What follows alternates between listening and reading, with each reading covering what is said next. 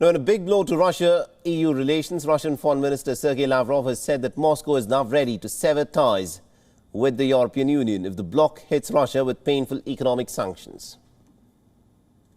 We assume that we are ready to sever ties in case we see again, as we have felt more already, that the sanctions that create risks for our economy are imposed in the most vulnerable areas. Yes, once again, we don't want to isolate ourselves from the world, but we need to be ready for that. If you want peace, prepare for war. Now, echoing the foreign minister's statement, Kremlin spokesperson Dmitry Peskov also said that Russia wants to develop ties with the European Union. But if the EU goes ahead with imposing sanctions, then Russia will be prepared.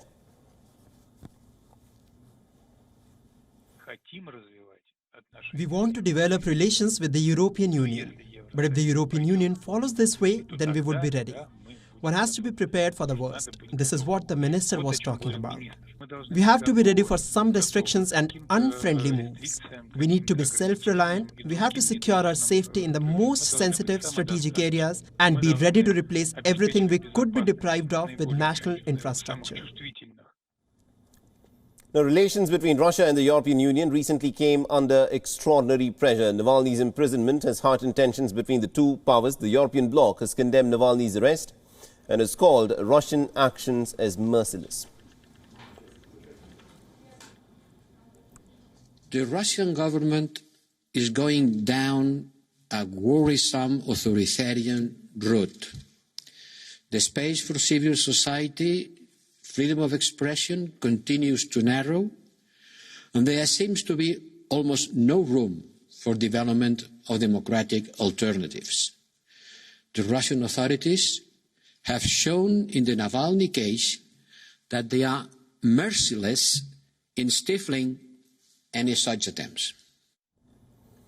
Last week, EU's foreign policy chief Josep Borrell visited Moscow to plead for the release of Alexei Navalny. After the visit, Borrell said that Russia might be looking at possible new sanctions and that the trip cemented his view that Russia wanted to break away from Europe and divide the West.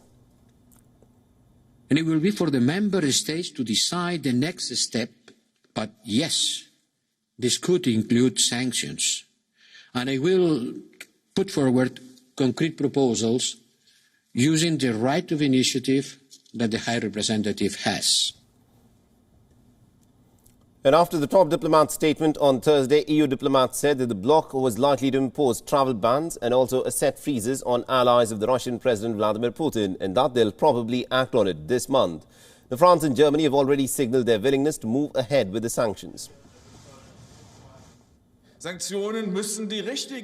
Sanctions must target the right ones, and in this case, those are the ones who are responsible for the repressive actions of the state power against their own citizens and not workers of almost 150 European companies, most of them from Germany. Now, the tensions between the two powers rose to new heights last week. Russia infuriated the European bloc by expelling German, Polish and Swedish diplomats without informing the EU's foreign policy chief. And in retaliation, Germany, Sweden and Poland ordered for the removal of the Russian diplomats each. WION is now available in your country. Download the app now and get all the news on the move.